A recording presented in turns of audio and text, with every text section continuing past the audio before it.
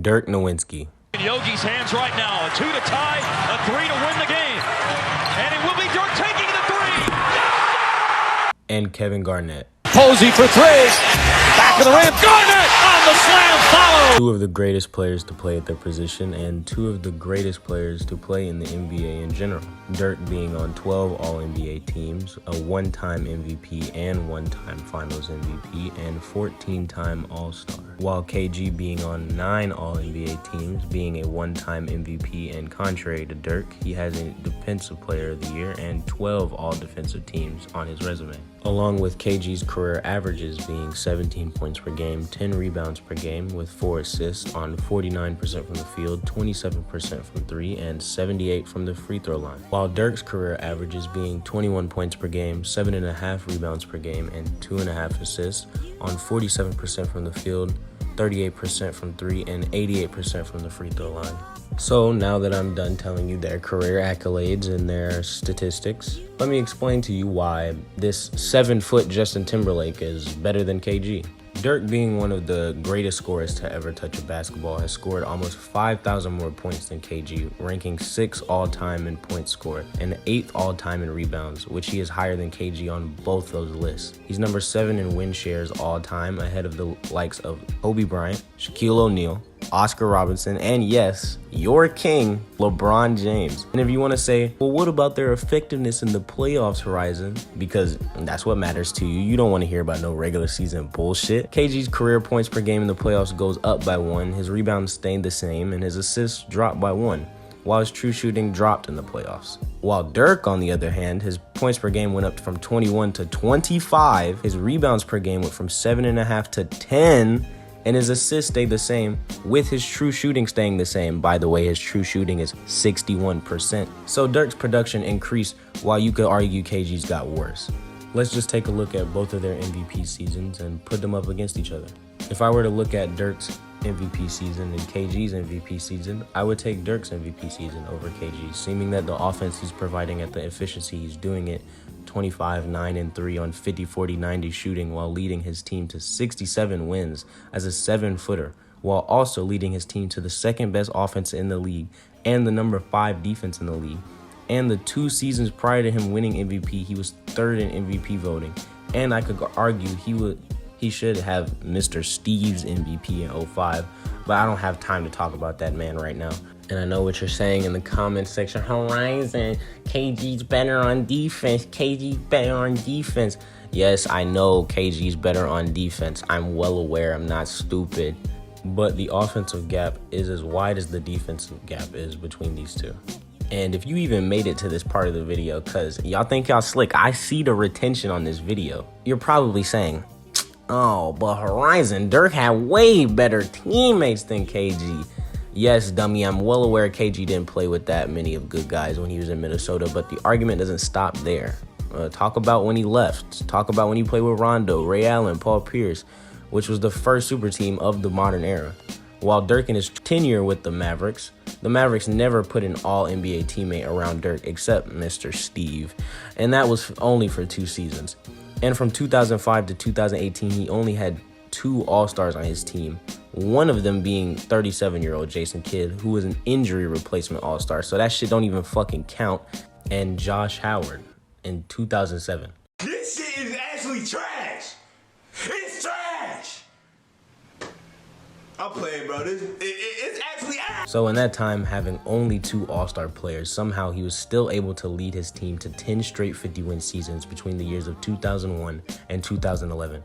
And in 3 of those seasons, they won 60 games, one of them being a 67-win season. Which means that throughout that stretch of years, Dallas had the 2nd highest winning percentage, only behind their division rival, the San Antonio Spurs. In today's league, where you need multiple All-Stars or superstars to be a championship team, Dirk proved he did not need that help and was elite enough to win. Between the years of 2001 and 2011, Dirk only played 3 teams that were below 50 wins, and 10 of those teams were 55 win or more teams. That is fucking insane. And what's even more crazy is that in that stretch, every team he faced in the 2nd round were all 55 win teams. In the 2nd round, These are potential finals winning teams in the East. But instead, since he's in the West, he has to play them in the second round. But with the rules set in place, like they were back in the day, since the Mavericks were in the same division as the Spurs, no matter how many games they won, if the Spurs even won one more game than them, it would always have the 4th seed because of the division rules set in place. This is most noticeable in the 06 season when the Mavericks won 60 games and only came up with the 4th seed behind the 63-win Spurs, a 54-win Suns team who won their division, and a 44-win Nuggets team who won their division. Which means that since they got 4th seed, they only had home court once in the entire playoffs, and they had to play a 63-win Spurs team with Tim Duncan, Tony Parker, and Manu Ginobili all in their prime, along with good contributors like Bruce Bowen and Brent Barry, and one of Dirk's better teammates throughout his career in Michael Finley, who left the Dallas Mavericks and joined the San Antonio Spurs. And Dirk's arguably second best player in Jason Terry gets suspended for a game, so you can argue that Dallas aren't even supposed to win this series, let alone push it to 7. And both happens. Dirk takes his team to 7 and wins in clutch fashion. What I'm trying to say here is that he played in the best conference in the NBA his entire career, and that stretch was the hardest Western Conference in NBA history. He even took pay cuts in the middle of his prime just to give his front office enough money to put star caliber talent around him.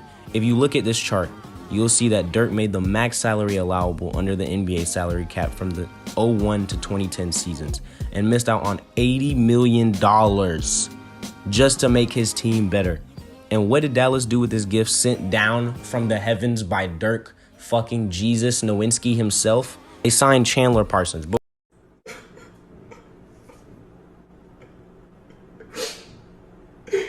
This nigga is trash. But we're not going to talk about that dumbass shit. That was stupid.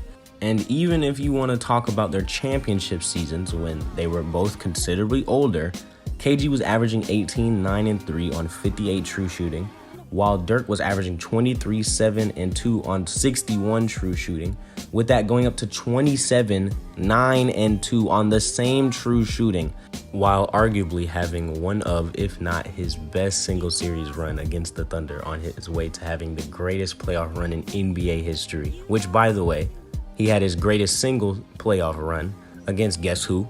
KG, while putting up 33 points, 16 rebounds a game, while shooting damn near 70% true shooting.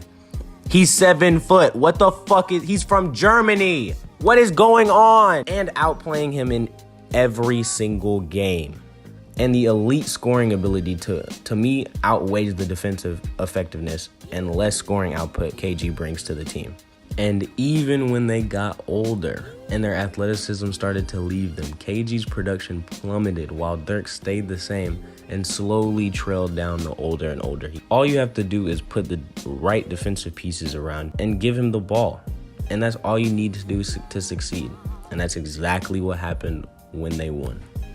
And that is why I think that Dirk Nowitzki is a greater power forward of all time than KG is. If you disagree with anything I said in this video, then let me know in the comments. You know what to do. And video over. And playoffs the last basically 10 years, 11 years, and always come up a little short, and that's why this is extra special. You know, if I would have won one early in my career, you know, maybe I would have never put all the work and the time in that I have over the last 13 years. So this feels amazing.